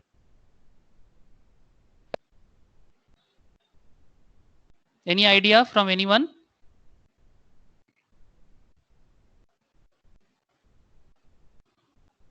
किसी को नहीं बिल पता? गेट्स। नहीं सर, बिल गेट्स चला, बिल गेट्स बहुत सारा डोनेट कर दिया, करेंटली नहीं है, पर्सनल एसेट उतना नहीं है अभी, डोनेट कर दिया। जेब बेजोस अमेज़न का, जेब बेजोस अमेज़न, अमेज़न कंपनी का जो ओनर है अभी वर्ल्ड का रिचेस्ट पर्सन है। बिल गेट्स भी ऑल टाइम रिचेस्ट में से ही आता है, लेकिन करेंटली जेब बेजोस चल रहा है। सम्राट अकबर जो थे मुगल एम्पायर में, वो वर्ल्ड का सबसे रिचेस्ट पर्सन में से एक है। मतलब जितना एसेट उनके पास था, आज तक किसी इंडिविजुअल्स के पास इन्फ्लेशन रेट लगा के भी उतना एसेट ना तो बिल गेट्स ने बनाया है और ना ही जेब बेजोस के पास है। मतलब आप समझ पा रहे हो ना कि इतना एसेट कैसे बना सकता है कोई, वो भी इंडिया के अंदर। ये सब आप देख रहे हो सर, ये सोमट थ्रेसपल्ली plates granted to St. Thomas Christians by South Indian Chera ruler Santu Ravi Verma testify that merchant guilds and trade corporations played a very significant role in the economy। हम लोग जो कॉर्पोरेट कल्चर का बात आज बताते हैं, आज के लिए दुबई सिंगापुर क्यों फेमस है? Because of corporate culture. ये कॉर्पोरेट कल्चर इंडिया के पास था। And social life during the Kulashekhara period of Kerala India, क्या गजब का सोशल लाइफ हुआ करता था। जो भी हो, the Indian economy was large and prosperous under Mughal Empire until 18th century.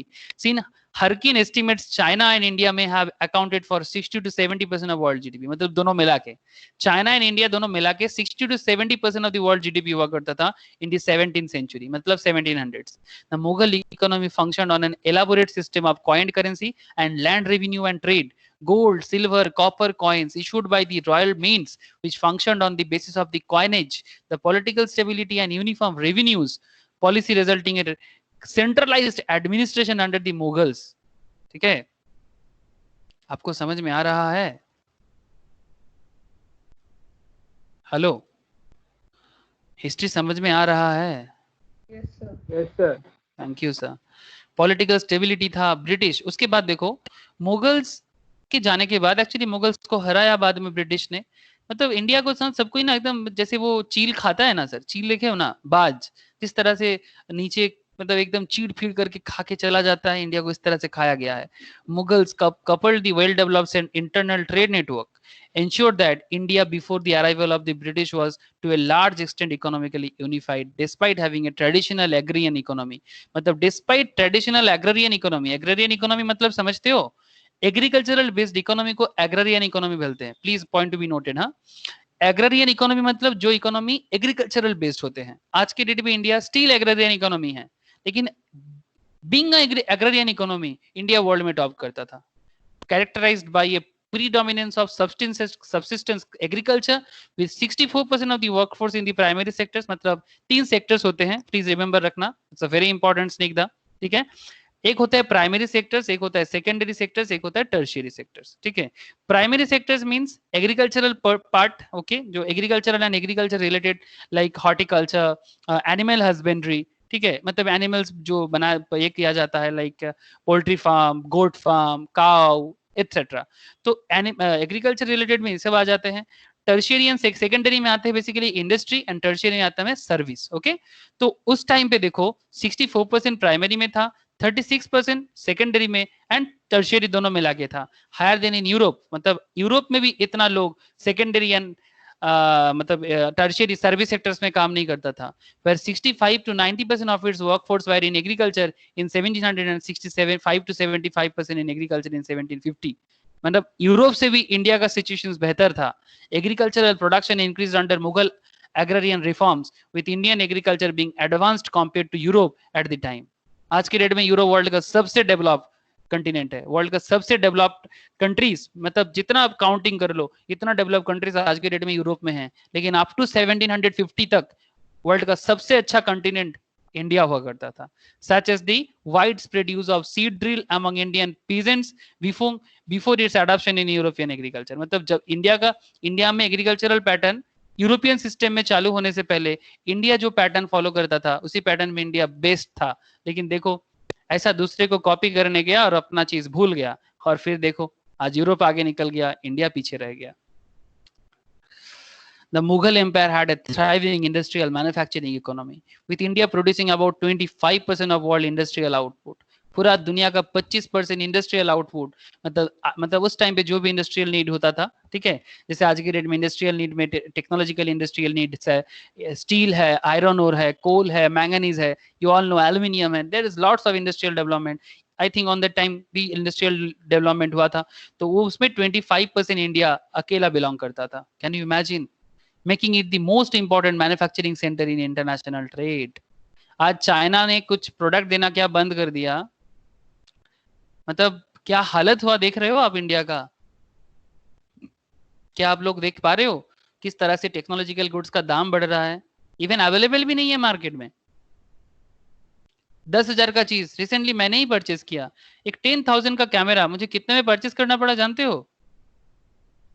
21,000 में, बिकॉज इंडिया में उसका मैन्युफैक्चरिंग नहीं होता है, वो टेक्नोलॉजी चाइना से हमें मिलता था। मतलब हम लोग अपना एजुकेशन सिस्टम को कहां पर पहुंचाए, हमारा वर्क कल्चर को किस लेवल पे लेके गए। अगर इसको एजुकेशनल सिस्टम कहते हैं तो this is not educational system. जो एजुकेशनल सिस्टम इंडिया को अपने पैरों में खड़ा नहीं रखता, ऐसा पढ़ाई ना ही करना अच्छा है। इससे अच्छा तो मतलब सीरियसली वो बोलते हैं ना कि भाई भैंस चराने निकलो, दैट्स अ बेटर थिंग। उससे अच्छा गाय भैंस चराने से ना फिर भी इंसान को जीने का मौका मिल जाएगा, एटलीस्ट दूध मिल जाएगा गाय से, थोड़ा बहुत खेती करेगा तो खेती से कुछ ना कुछ खाने को मिल जाएगा, थोड़ा फ्रूट का पेड़ लगा देगा तो क्या चिंता। पता नहीं लोग क्या सोचते हैं, बट सीरियसली इंडिया को मतलब रिबिल्ड या रीथिंक करना चाहिए। Manufactured goods and cash crops from the Mughal Empire were sold throughout the world। Cash crops means ऐसा क्रॉप जो, cash crop means commercial agriculture, like जिसमें आज के डेट में आ जाता है sir, on that time T तो नहीं था, लेकिन मैं आज के डेट में आपको बताता हूँ टी, कॉफी,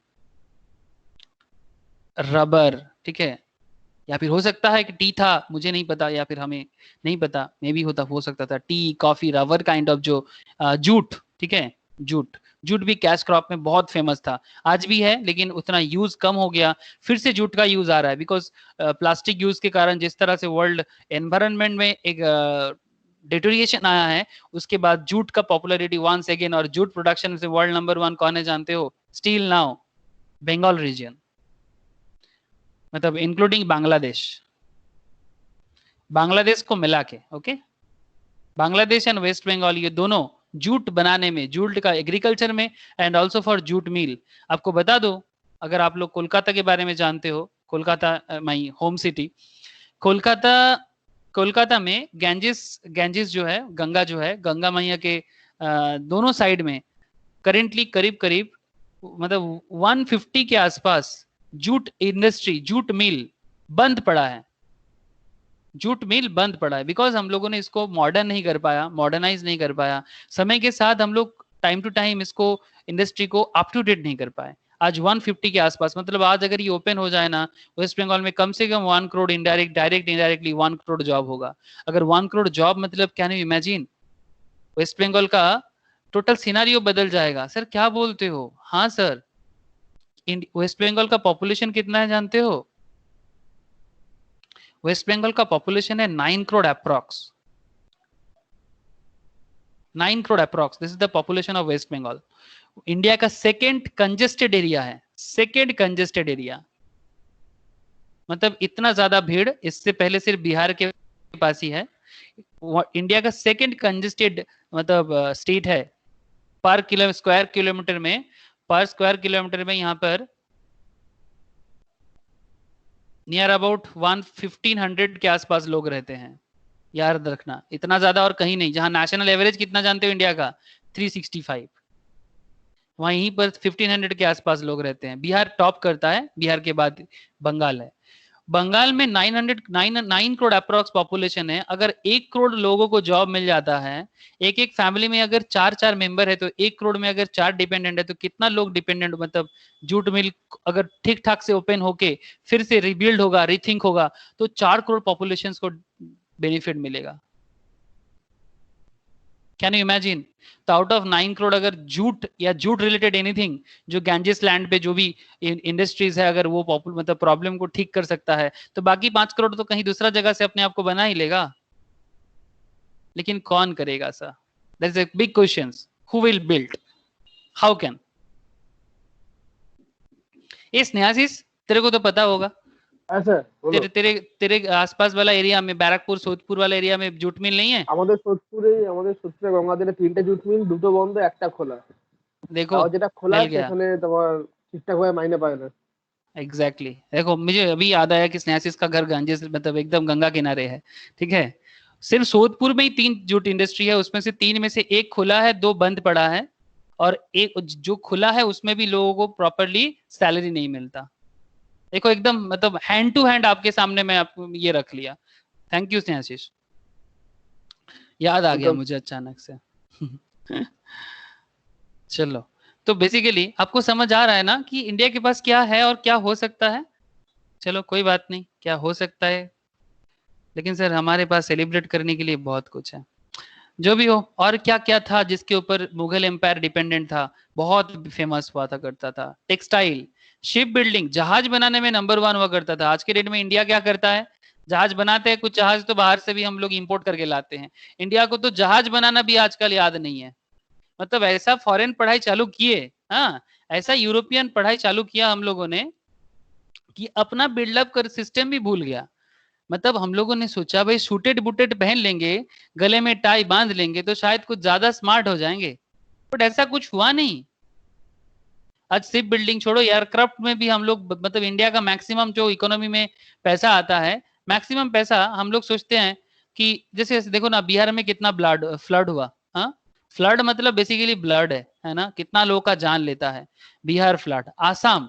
आसाम बिहार तो हर साल डूबता है, कोई सोचता ही नहीं है कि कैसे इसका इंफ्रास्ट्रक्चर डेवलपमेंट करे। पायल इज हियर, बिहार से भी है, आसाम से भी है। हाँ पायल, कितना बाढ़ होता है? तू मुझे सवाल करता है सर, क्यों कोई क्यों नहीं करता है? हाँ सर। हाँ, बिहार में भी सिचुएशंस, मतलब कितना दिन से तो कितना लोग क्लास ही नहीं कर पा रहे, ठीक है, इतना ज्यादा फ्लड का सिचुएशंस बढ़ चुका है। तो ये हर साल हो रहा है, मतलब ऐसा नहीं कि एक बार हुआ किसी कारण से एक्सीडेंटल है, नहीं, इट्स मतलब रेगुलर पैटर्न।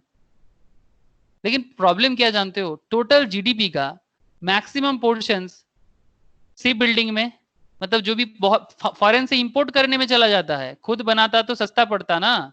एयरक्राफ्ट, एरोप्लेन जो होते हैं बाहर से लाना पड़ता है, चाहे फाइट के लिए हो चाहे खुद चढ़ने के लिए हो, मतलब नॉर्मल जो कॉमर्शियल यूज के लिए। तो सारा का सारा जीडीपी का पैसा तो एयरक्राफ्ट, एयर वेसल्स में चला जाएगा।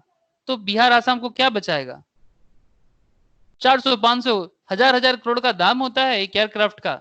कल ही मुझे भाई बता रहा था कि इंडिया का जो फाइटर एरोप्लेन्स है ना, जो पाकिस्तान चाइना के साथ लड़ने के लिए इंडिया को लेना पड़ता है, बिकॉज इंडिया के पास वो टेक्नोलॉजी नहीं है, वो करंट एजुकेशनल पैटर्न नहीं है, यहाँ का स्टूडेंट लोग कुछ नहीं बना पाता। क्या क्या नाम है आप लोगों को मेरे से ज्यादा पता होगा। एक नाम मुझे भाई बता रहा था, अभी मुझे याद नहीं आ रहा है, एक्चुअली मुझे थोड़ा ये सब टेक्नोलॉजिकल नाम याद नहीं रहता, लेकिन क्या दाम है। लेकिन क्या करे, जीडीपी का तो मैक्सिमम उधर चला जाता है, तो फिर बिहार आसाम को कहां से बचाएंगे? पहले देश को तो बचा ले। मतलब क्या एजुकेशनल पैटर्न बना है, वाह वाह। पता नहीं सर, सीरियसली इट्स अ वाह वाह सिचुएशंस। मतलब नेगेटिव वे में वाह वाह करना चाहिए।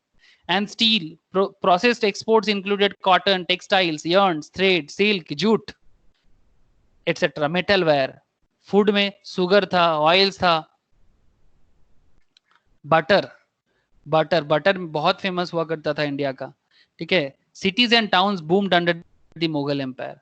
हाँ, इसमें कुछ एग्जाम्पल आज भी है सर, मुगल एम्पायर में लखनऊ, हाँ, कानपुर, ये सब जो सिटी बना था, गुजरात, अहमदाबाद, बहुत गजब का। कोलकाता तो ब्रिटिश एरा में बना था। तो जो भी हो, तो हिस्ट्री बहुत रीच हो रहा है ना सर, कुछ ज्यादा ही रीच है स्टोरी।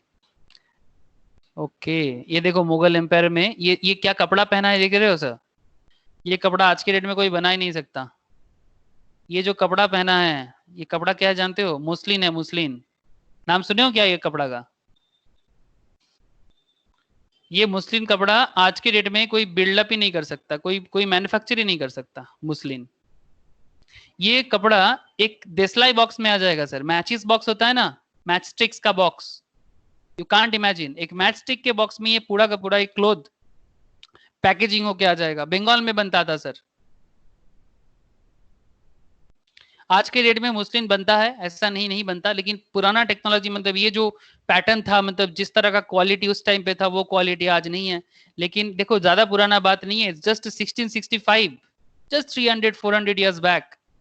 करेंटली आप देख सकते हैं यूरोपियन नेशंस में जो कपड़ा यूज होता है, जो लड़की लोग शादी करते हैं ना, वो कितना बड़ा बड़ा गाउन पहनते हैं व्हाइट कलर का। क्रिश्चियंस वे मैरिज में हम लोग देखते हैं टीवीज वगैरह में, मतलब वो लड़की आगे आगे चलते हैं, उसके पीछे कोई पकड़ के रखता है उसका गाउन को। हाँ, वो बेसिकली मुस्लिम से बना होता है।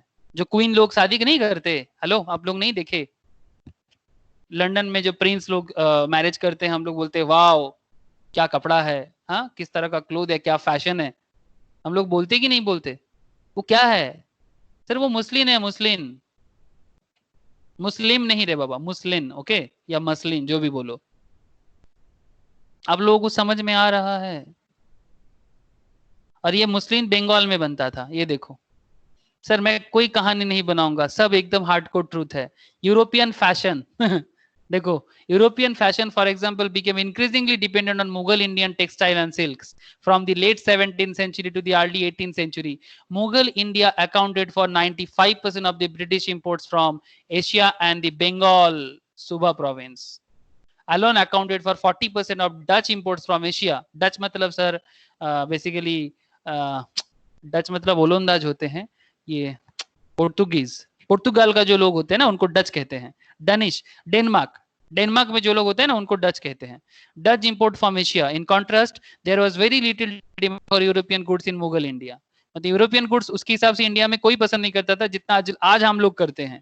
Which was largely self sufficient, मतलब इंडिया बहुत ज्यादा सेल्फ सफिशियंट था, उनको किसी का दरकार नहीं था।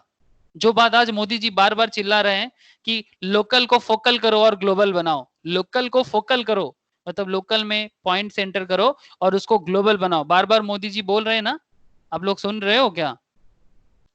बोल रहे हैं, कितना कर रहे हैं वो उसमें डाउट है लेकिन मोदी जी बोल रहे हैं। Indian goods specially those from Bengal, specially those from Bengal. देखो बंगाल बार बार आ रहा है, बार बार आ रहा है, देख रहे हो? ये मैं इंडियन इकोनॉमी पढ़ा रहा हूं और उसमें बंगाल देखो बार बार, बार बार बंगाल। इवन आज के डेट में इंडिया में बंगाल का जो मैक्सिमम वर्कर्स है, ये कहाँ काम करने जाते हैं जानते हो? अगर आप गुजरात जाओगे ना, मैक्सिमम कपड़ा का, Gujarat and Mumbai is the current मतलब textile sectors in India. Gujarat and Mumbai, do you all know? Gujarat and Mumbai is the Manchester of India. Specially Ahmedabad को तो मैनचेस्टर ऑफ इंडिया कहा जाता है करेंटली। और उसमें मैक्सिमम वर्कर बंगाल का है और सब लेबर लेवल में काम करते हैं। मतलब इतना टैलेंट होके सब लेबर बन चुका है, जहां इनको बिजनेसमैन बनना चाहिए था, सब लेबर ही करता है पर डे 300 रुपया 500 रुपए में। मतलब इसको कहते हैं बदकिस्मती और नालायकी। were also exported in large quantities to other Asian markets such as Indonesia and Japan. मतलब Bengal directly Indonesia and Japan के साथ बिजनेस करता था। At the time Mughal Bengal was the most important centre to cotton textile production. Cotton textile production में Mughal Bengal world का सबसे best हुआ करता था सर, सबसे बेस्ट। सब बंगाली वर्कर है सर, सब बंगाली वर्कर। कोई ऐसा नहीं कि बाहर से कोई अरब से आके यहाँ पर काम नहीं करता था, उल्टा अरब से लोग आके यहाँ पर काम करता था। आज जैसे इंडिया का लोग बाहर जाते हैं ना जॉब के लिए या फिर फॉर एनी हाउ रीजन, उस टाइम पे सब बाहर से इधर आता था कि भाई चलो बंगाल चलते हैं थोड़ा काम करने के लिए। और ज्यादा पुराना बात नहीं है, मैं आपको 400 साल पुराना बात कर रहा हूँ। In the 18th century, the Mughal Empire declined and is lost western, मतलब basically मतलब western central parts of South and North India, and Maratha Empire बीच में आ गया। फिर ब्रिटिश इंडिया का जर्नी चालू हुआ, एंड ब्रिटिश इंडिया के जर्नी पे भी इंडिया बहुत ही ऊंचा में गया था, लेकिन not like Mughal. Okay, British empire चालू हुआ था। You all know basically this history is a very modern history.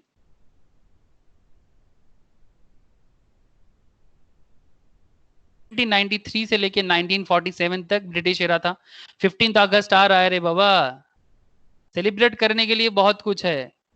15 अगस्त आ रहा है, जस्ट 5 days टू गो। मेरे लिए बहुत बड़ा दिन है ये, और मैं चाहता हूं कि आप लोग भी इसको बहुत बड़ा दिन मानो। आई होप आपके लिए भी उतना ही बड़ा है जितना मैं अपने लिए मानता हूं, और सब पूरा भारतवासी के लिए है। लेकिन ये 15 अगस्त हमको ब्रिटिश से इंडिपेंडेंस तो मिला था, लेकिन हमें अपना पुराना ग्लोरी पे फिर से वापस जाना है, तब जाके मैं एक्चुअली इंडिपेंडेंस मानूंगा।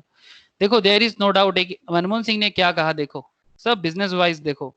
आप लोगों ने इंडिपेंडेंस हिस्ट्री एक अलग लेवल में पढ़े, आज आप लोग बिजनेस के नजरिया से देख रहे हो। Your total point of view is on the business point of view.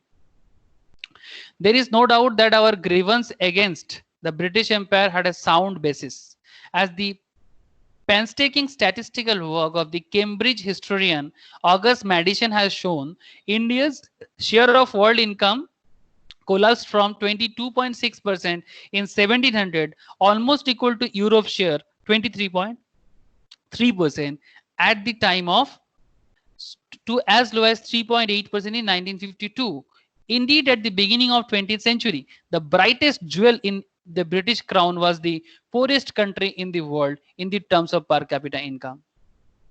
Manmohan Singh, the finance minister, the famous finance minister from India, famous finance minister, and also the prime minister. As a prime minister, वो बहुत कुछ impact तो नहीं डाल पाया due to parties pressures. Due to parties pressures बहुत कुछ कर नहीं पाया, लेकिन एज ए फाइनेंस मिनिस्टर ये बहुत ही अच्छा इंसान थे और बहुत ही गजब का लॉजिकल डिसीजंस लेते थे। You have to know this persons because as economical persons modern day में मनमोहन सिंह का बहुत बड़ा योगदान है। मैं आपको आगे कभी डिस्कस करूंगा, मेरे पास मनमोहन सिंह का बुक्स भी है, मैं पढ़ता भी हूँ कि क्या क्या डिसीजंस लिया था। आपको थोड़ा बहुत एक मूवीज भी आया है उसके ऊपर, accidental prime ministers. Do you all no accidental prime minister? Akshay Khanna ने देखे हो? Very good sir. वहां पर आपको थोड़ा सा आइडिया जरूर मिलेगा कि मनमोहन सिंह का जो भी डिसीजन मेकिंग था वो कितना पावरफुल था, लेकिन due to pressure of Congress party in India, ठीक है, स्पेशली नॉट ओनली कांग्रेस, मिली जुली सरकार था, खिचड़ी सरकार, यूपीए, यूनाइटेड यूपीए का फुल फॉर्म याद नहीं आ रहा है, united party alliance I think, ठीक है, तो करने नहीं दिया उनको। ठीक है, जो भी हो, डेमोक्रेसी में जैसे अच्छा होता है ना, डेमोक्रेसी का बुराई भी होता है। तो जो भी हो, यहाँ पर आपको समझ में आया ना कि आज की डेट में ये क्या कहना चाहते हैं कि आज अगर इंडिया का इकोनॉमी गिरा है तो इंडियन इकोनॉमी गिरने के पीछे ब्रिटिश का बहुत बड़ा हाथ है। बिकॉज ये लाइन देखो sir, the brightest jewel in the British crown, मतलब ब्रिटिश के पास जो भी है वो इंडिया है। आज अगर इंग्लैंड के पास क्या है, कुछ नहीं है। अब कभी इंग्लैंड देखना चाहते हो, इंग्लैंड क्या है? चलो आपको इंग्लैंड दिखाते हैं। ममता दीदी लंदन बना रहा है, ममता दीदी को पता ही नहीं है। ममता दीदी सबको क्या बताता है, सुनते हो आप लोग? The chief minister of Bengal सबको सुनाता रहते हैं कि वो कोलकाता को लंदन बनाएगा। हाँ, मेरे को इतना गुस्सा आता है ना सर, आप लोग कम से कम ऐसा परसेप्शन ना बनाओ। यह है कोलकाता, ओके, कहते हैं कि इसको लंदन बनाएगा। अरे भाई क्यों लंदन बनाएगा? हाँ, आप एक बार इंग्लैंड देखो, just look at the England एक बार, साइज देखो इसका, यह है इंग्लैंड, देखो बस, वो भी मैं कुछ बड़ा कर दिया, इतना भी बड़ा नहीं है। देख पा रहे हो? यूके 4-5 शहर है, एडिनबर्ग, लंदन, लिवरपूल, मैनचेस्टर, बस। और इधर आयरलैंड को लेके मिलजुल के यूके है, इतना है ये। इसके साथ हमारा कंपैरिजन चलता ही नहीं है। ये आज जो बना है ना, इंडिया के पैसे से बना है।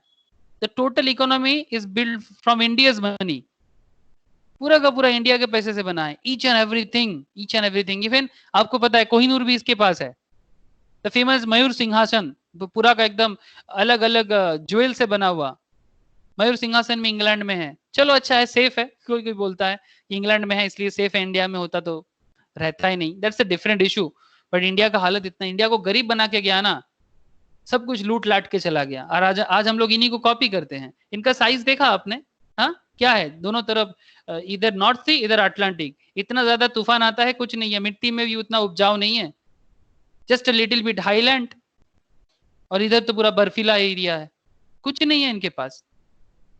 देखो इंडिया, देखो कंपेयर करते इंडिया के साथ, पता नहीं साइज देखो इसका, मतलब बस हमारा बांग्लादेश और वेस्ट बंगाल को जोड़ दो तो इंग्लैंड बन जाएगा।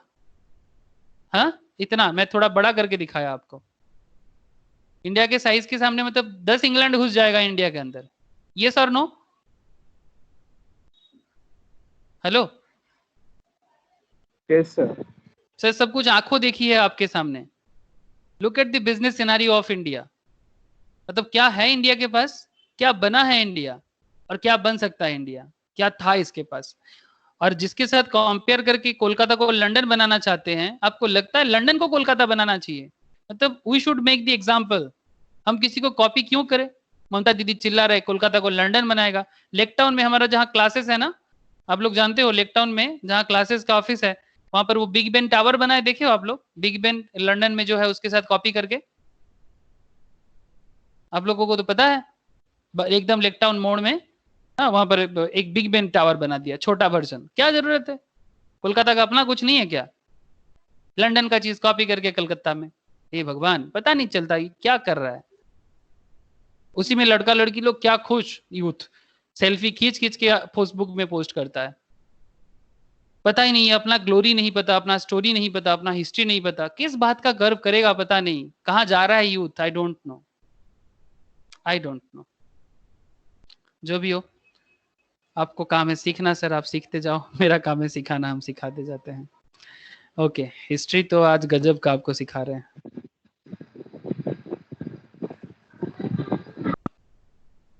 क्या हुआ, कोई कुछ कहना चाहते हो क्या? यहाँ पर हिस्ट्री में आपको ये एक डेटा दिखा रहा हूं, देखो आप डेटा एक बार देखो। जीडीपी पर कैपिटा, इंडिया के साथ यूनाइटेड स्टेट्स का जीडीपी, यूके।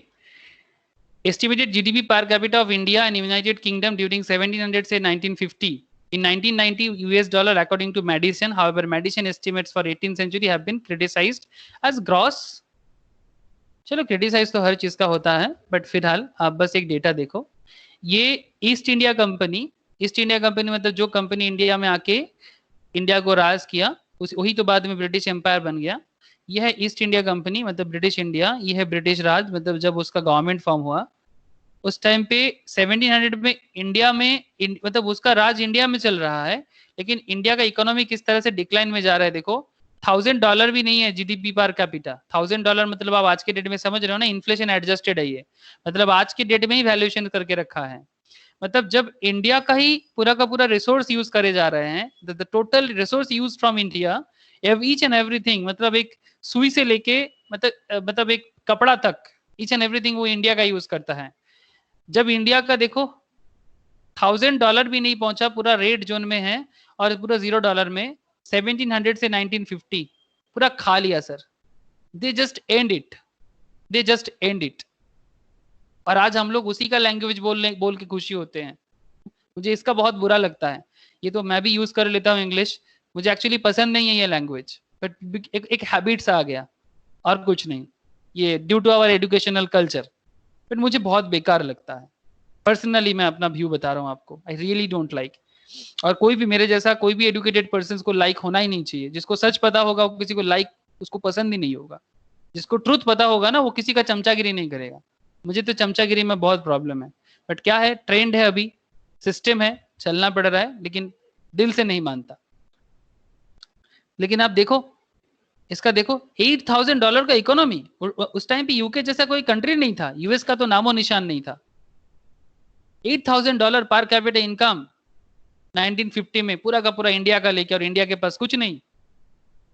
दूसरा एक डेटा देखो, हिस्ट्री पता करो तो एकदम रियल में स्टोरी पता करो।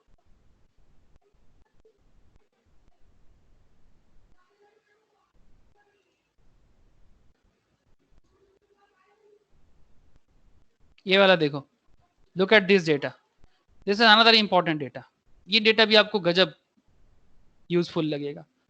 1000 मतलब फ्रॉम 1000 से लेके 2003 का डेटा यहाँ पर है, सॉरी 1 से लेके, दिस इज 1 CE, मतलब जस्ट क्रिस्टाफ जो चालू हुआ है वहां से लेके 2003 तक का डेटा देखो।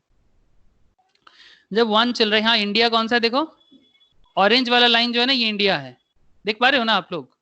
इस ऑरेंज लाइन से इंडिया, टोटल वर्ल्ड का जीडीपी का कितना परसेंटेज इंडिया देख रहा है देखो, ऑरेंज लाइन में टॉप कर रहा है 30% के साथ।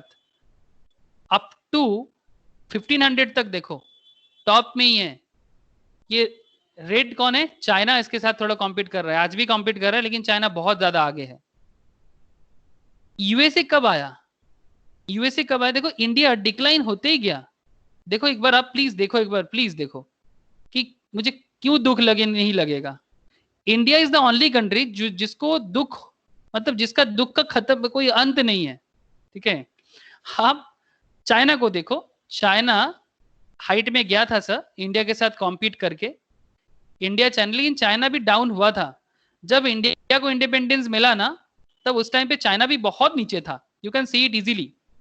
बट 1950s के बाद इंडिया और डिक्लाइन में गया, लेकिन चाइना देखो फिर से ऊपर चला गया। चाइना का ग्रोथ रेट फिर से आ गया। चाइना भी नीचे गया था बट अपने आप को फिर से बना लिया, बिकॉज चाइना किसी को कॉपी नहीं किया, ये किसी का चमचागिरी नहीं किया। आज चाइना के साथ इंडिया का बनता नहीं है, हमें भी नहीं पसंद, लेकिन फिर भी for China's own policy, for the own development, for the benefit of their people, China ने किसी को कॉपी नहीं किया, अपने हिसाब से किया। मतलब ऐसा नहीं कि ब्रिटिश को फॉलो करना है, ऐसा नहीं कि यूएस को फॉलो करना है, इंग्लिश नहीं बोलेंगे तो जिंदगी खराब हो जाएगा, that kind of mentality is not have in China.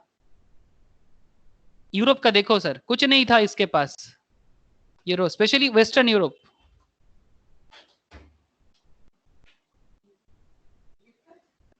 भेजी तो हमें लगे थे, हाँ हाँ, specially western Europe. Western Europe के पास कुछ नहीं था, देखो फ्लैटर 0% जीडीपी, 0%। 1820 से जब से इंडिया में आया तब से जीडीपी में क्या ग्रोथ लाया, ओ हो एकदम गाड़ी क्या बढ़ाया गाड़ी को। मिडिल ईस्ट को देखो, मतलब आज का जो दुबई एंड अरबियन नेशंस, ये उस टाइम पे भी वर्ल्ड जीडीपी का 10% हुआ करता था, फिर नीचे आया था, वंस अगेन ये थोड़ा सा फिर से अपने आप को ऊपर लेके आया, और ड्यू टू ऑयल इसके बहुत कुछ हुआ। और आज के डेट में तो ये इंटरनेशनल बिजनेस ट्रांजैक्शंस में काम करते हैं, लेकिन US on that time 10% something था, अपने आप को बढ़ाया और still lead still leading in the country. USA and Europe दोनों आज भी लीड कर रहा है। सर प्लीज टेल मी, समझ में आ रहा है? Snigdha, world history of business समझ में आ रहा है और उसमें इंडिया कहाँ है समझ में आ रहा है? It's very important for you. ये बाकी लोगों को भी पूछ रहा हूँ, समझ में आ रहा है? अरिजीत, स्नेहाशीष? Yes sir. हाँ सर। जिनको जिनको हिस्ट्री अच्छा नहीं लगता था, आप बताओ तो थोड़ा हिस्ट्री कैसा लग रहा है? हेलो। अब पढ़ोगे हिस्ट्री थोड़ा बहुत? हिस्ट्री में बहुत कुछ ऐसा, बहुत कुछ जो भी हो, तो आपको एक आइडिया मिल गया सर हिस्ट्री का। ठीक है, तो और डिटेल जरूरी नहीं है। ठीक है, जितना जरूरी था मैंने आपको एक बता दिया। इसके बाद जो स्टोरी है दैट इज प्री लिबरलाइजेशंस का स्टोरी, मतलब आफ्टर 1947 से लेके 91 का एक स्टोरी है, हिस्ट्री है कि ये आफ्टर ब्रिटिश जाने के बाद और मनमोहन सिंह का वो लिबरलाइजेशंस पॉलिसी जो है, LPG, liberalisations, privatisations and globalisations, it's very very important for all of you. Pre liberalisations period, okay, इस टाइम पे इंडिया में क्या हुआ था, जस्ट ब्रिटिश गया, उसके बाद इंडिया ने एक्चुअल में क्या कर पाया। ठीक है, 5 ईयर प्लानिंग, जस्ट एक बार रीड कर लेना। और उसके बाद 91 के बाद आफ्टर लिबरलाइजेशंस का सिस्टम जो करेंटली चल रहा है, जो करेंटली चल भी रहा है, ये आफ्टर लिबरलाइजेशंस इंडिया में क्या हुआ।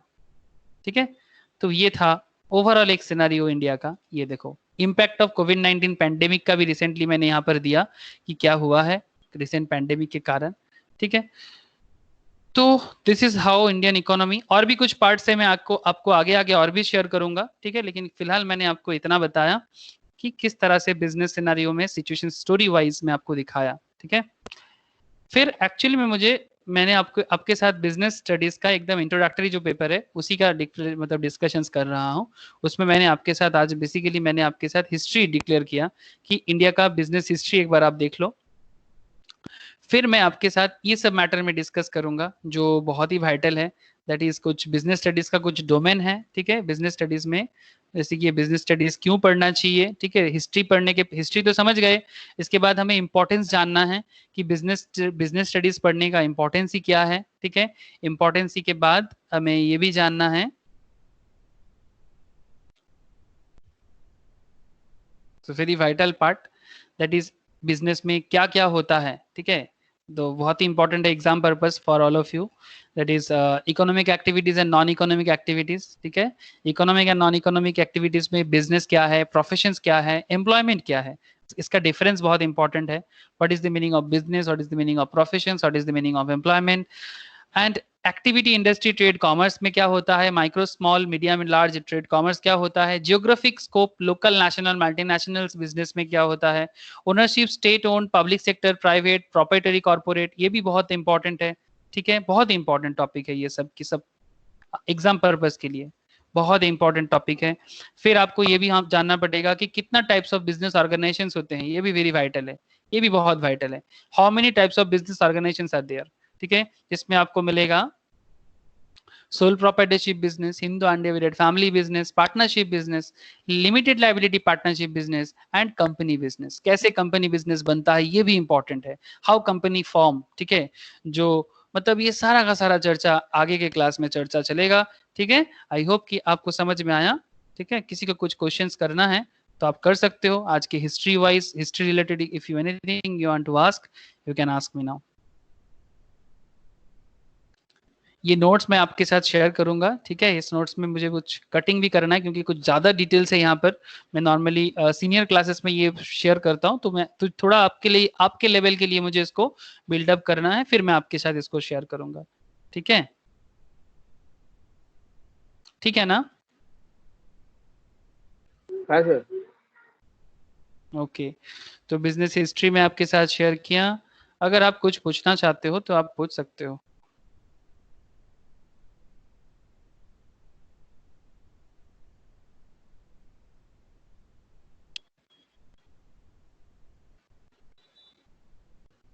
স্নিগ্ধা, স্নিগ্ধা ক্লাস বোঝা গেছে? স্নিগ্ধা বল, Yes, sir. ভালো লাগলো? हाँ हाँ Actually, I am very excited. Hmm, Okay. Arijit বোঝা গেছে? বিশ্বজিৎ? हाँ sir research Okay. It's a business history था, मैं नोट शेयर करता हूँ आप लोगों से, ठीक है? ओके, अगर क्लास समझ में आया तो बहुत ही गुड, वेरी गुड सर, बहुत अच्छा। नेक्स्ट क्लास में और भी बहुत इंपॉर्टेंट टॉपिक में बातें करेंगे सर, ठीक है? इसी चैप्टर में चलेगा, ठीक है? बाय फिर। এ স্নিগ্ধা Bye, একটু sir. ওয়েট করে যাস তো। Bye sir. ওকে, স্নিগ্ধা একটু থাকবি। Okay, bye. Okay sir.